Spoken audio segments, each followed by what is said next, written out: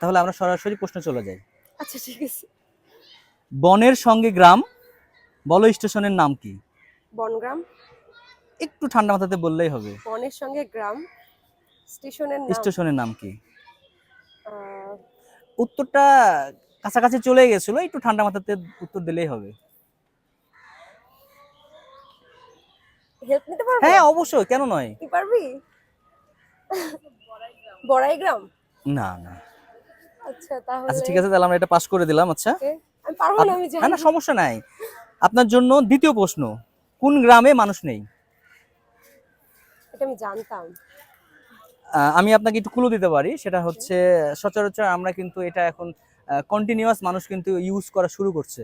উত্তরটা যেটা হবে, কোন গ্রামে মানুষ কোন নেই? গ্রামে মানুষ নেই? আহ, ইস, জি না,